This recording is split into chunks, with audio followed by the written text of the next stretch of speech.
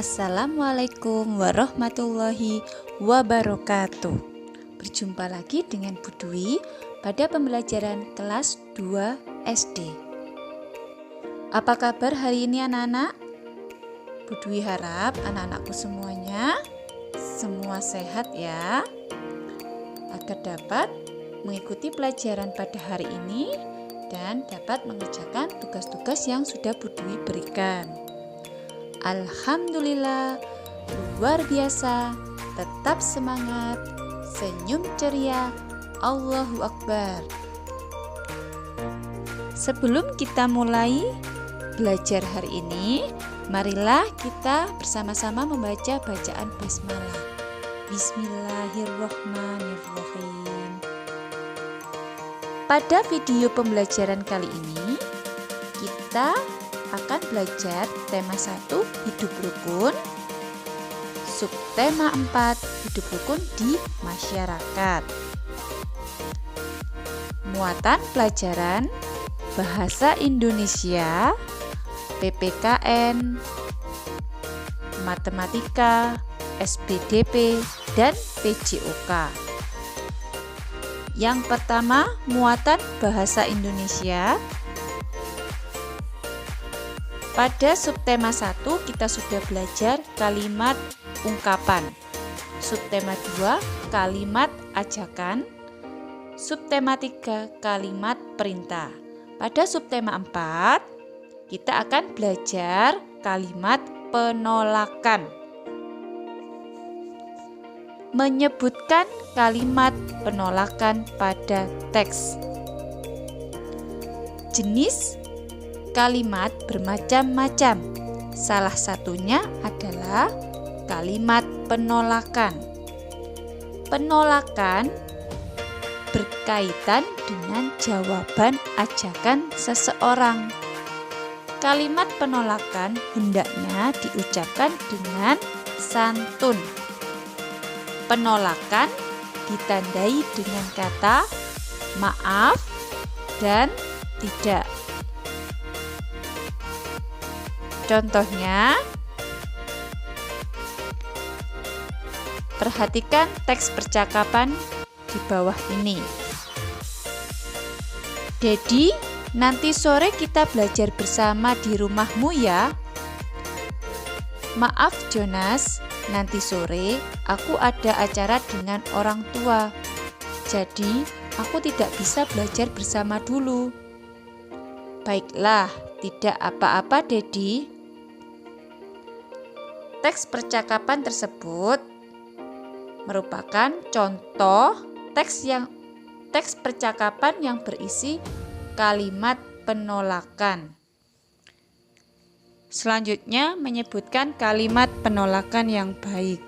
Agar tercipta hidup rukun di masyarakat, kita harus saling menghormati dan menghargai orang lain. Salah satunya dengan ketika menolak tawaran atau ajakan orang lain. Sebaiknya ucapkan kalimat penolakan dengan santun agar tidak menyakiti orang lain. Perhatikan contoh berikut. Silakan kuenya dicicipi. Terima kasih Bu, saya masih kenyang. Penolakan yang menjaga kerukunan. Pada teks percakapan tersebut terdapat kalimat penolakan yang santun. Sekarang coba perhatikan contoh berikut. Ini kue untukmu. Tidak mau ah, kuenya tidak enak. Pada gambar teks percakapan tersebut, penolakan tidak menjaga kerukunan. Pada teks percakapan tersebut terdapat kalimat penolakan yang tidak santun. Perhatikan gambar-gambar berikut. Pada gambar-gambar tersebut terdapat percakapan menyampaikan penolakan dengan santun. Anak-anak, jangan lupa Penolakan dengan santun ditandai dengan kata maaf dan tidak. Yang kedua, kita belajar muatan pelajaran PPKN. Pada subtema 4, kita akan belajar sikap yang sesuai dengan sila-sila Pancasila di masyarakat.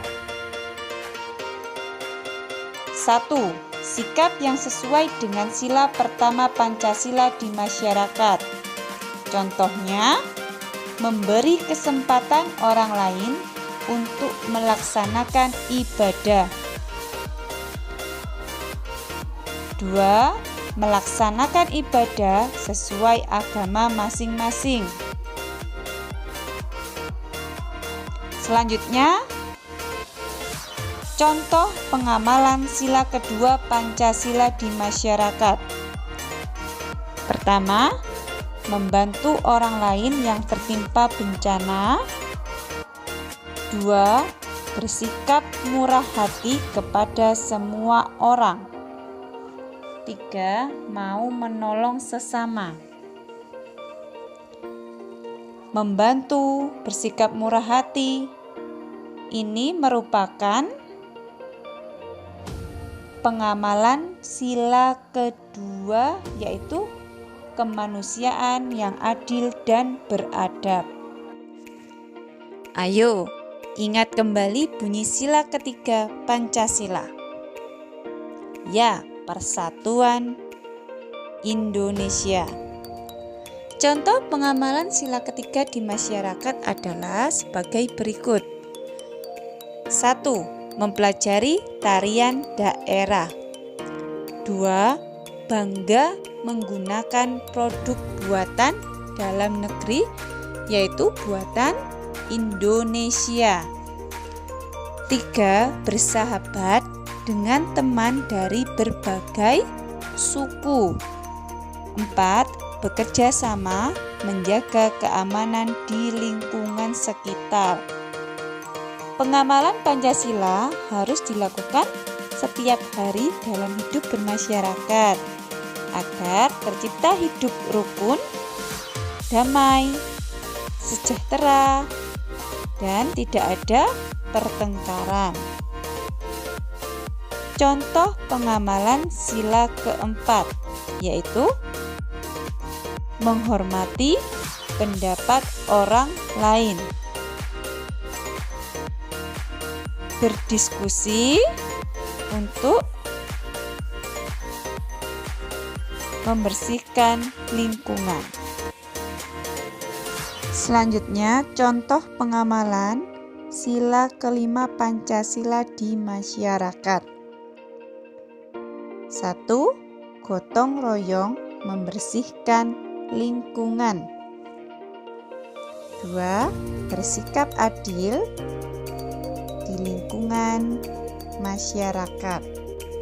Jadi anak-anak, perlu diingat, pengamalan-pengamalan Pancasila tersebut harus dilakukan dalam hidup bermasyarakat agar tercipta hidup rukun, damai, sejahtera. Muatan pelajaran yang ketiga, matematika. Kita akan belajar menghitung penjumlahan dan pengurangan suatu bilangan. Pada pembelajaran sebelumnya kita sudah belajar penjumlahan dan pengurangan bilangan. Penjumlahan dan pengurangan dapat ditulis dalam satu kalimat matematika. Operasi yang memuat penjumlahan dan pengurangan dikerjakan secara berurutan dari sebelah kiri. Perhatikan contoh berikut. 115 tambah 290 dikurangi 148 sama dengan titik-titik. Penyelesaiannya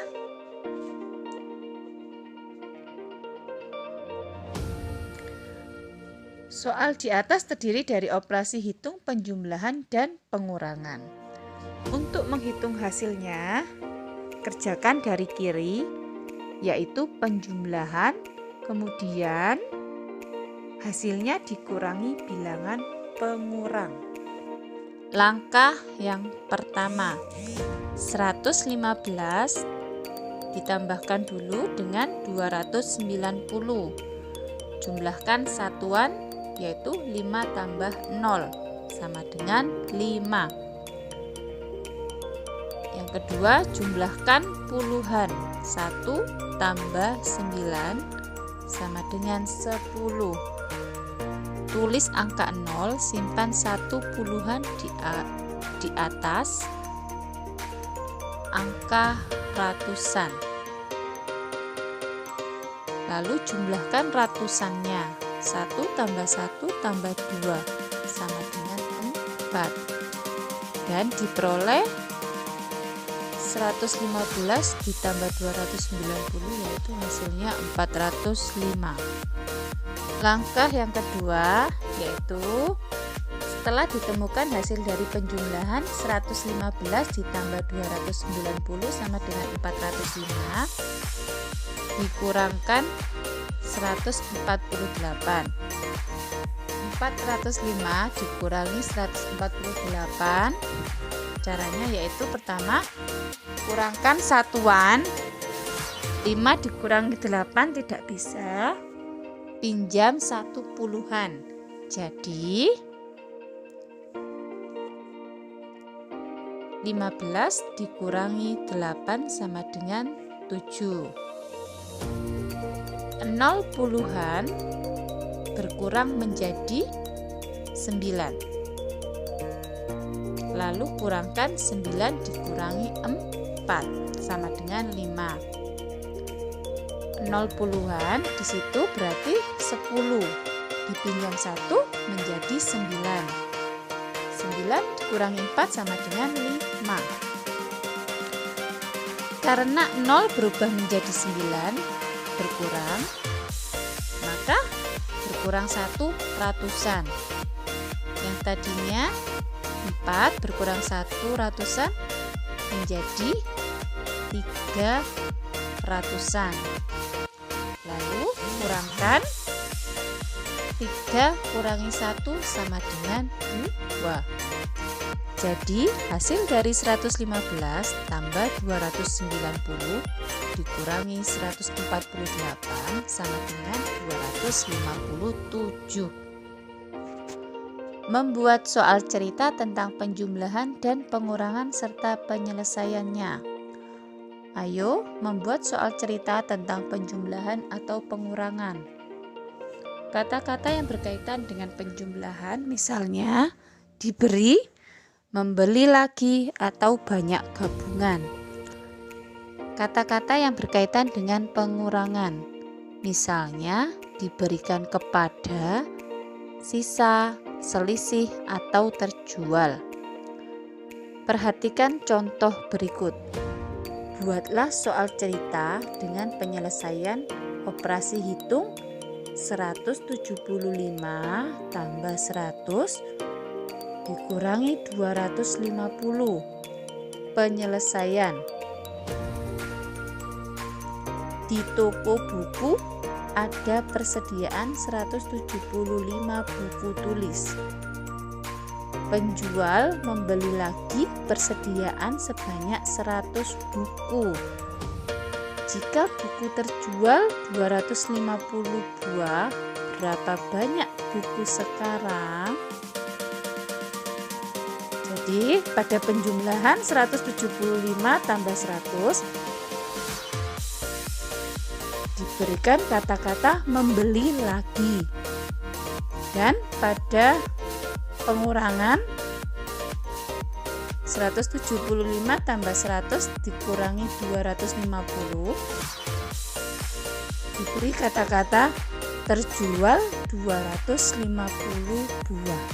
Setelah memperhatikan contoh-contoh tersebut, anak-anak dapat menyelesaikan tugas-tugas matematika pada lembar kerja yang sudah Bu Dwi berikan. Yang keempat, muatan pelajaran SBDP, Seni Budaya dan Prakarya. Pada video pembelajaran ini kita akan belajar jenis-jenis bahan alam untuk membuat hiasan.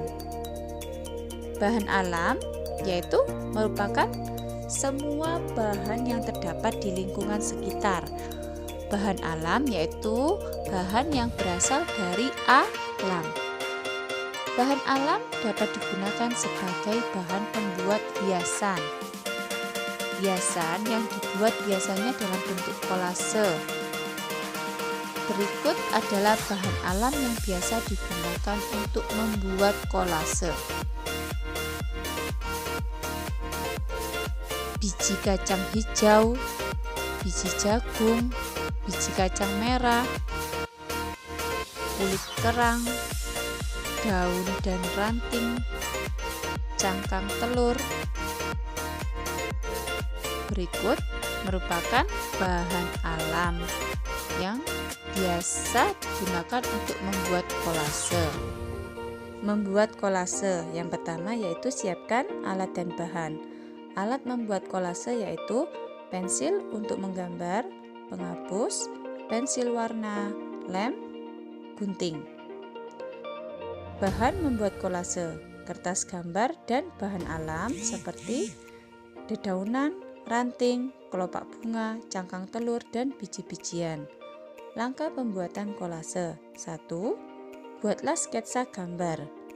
Mintalah bantuan orang tuamu atau keluarga di rumah. 2. Rapikan bahan alam yang akan digunakan untuk membuat kolase. 3. Tempelkan bahan alam yang sudah disiapkan satu persatu. 4. Anak-anak dapat membuat gambar dan mewarnai bagian latar belakang untuk memperindah karya. 5. Anak-anak dapat menyimpan karya kolase ini pada sebuah figura atau juga dapat menutup dengan plastik agar tidak terkena debu dan dapat digunakan menjadi sebuah pajangan. Kolase dibuat dengan cara menempelkan bahan alam pada permukaan gambar. Kolase dapat dibuat dari berbagai bahan alam, ditempel, dipadukan, hingga membentuk objek gambar. Berikut merupakan contoh kolase menggunakan daun kering. Mosaik. Sekarang kita belajar mosaik. Mosaik dibuat dengan cara menempelkan kepingan-kepingan bahan alam atau bahan buatan pada bidang datar. Mosaik. Jadi perbedaan kolase dengan mosaik yaitu kolase dibuat dengan cara menempelkan bahan alam pada permukaan gambar, ditempel, dipadukan hingga membentuk objek gambar. Dan mosaik dibuat dengan cara menempelkan kepingan-kepingan bahan alam pada bidang datar hingga membentuk objek gambar. Muatan pelajaran yang kelima, PJOK, Pendidikan Jasmani, Olahraga, dan Kesehatan. Pada pembelajaran kali ini kita akan belajar gerak lokomotor melompat. Perhatikan gambar gerakan melompat berikut ini. Anak-anak dapat menirukan gerakan melompat tersebut. Lakukanlah pemanasan terlebih dahulu. Gerakan melompat biasanya terdapat pada permainan tapak gunung atau engklek dan lompat tali. Baiklah anak-anak, kita sudah selesai belajar hari ini. Mari kita membaca bacaan hamdalah. Alhamdulillahirabbil alamin. Anak-anak, sekian video pembelajaran hari ini. Sampai berjumpa lagi dengan video pembelajaran kelas 2 berikutnya dengan Bu Dwi. Anak-anak, jangan lupa mengerjakan tugas dari Bu Dwi. Selalu rajin belajar, tetap semangat, rajin beribadah, taat kepada orang tua. Terima kasih. Wassalamualaikum warahmatullahi wabarakatuh.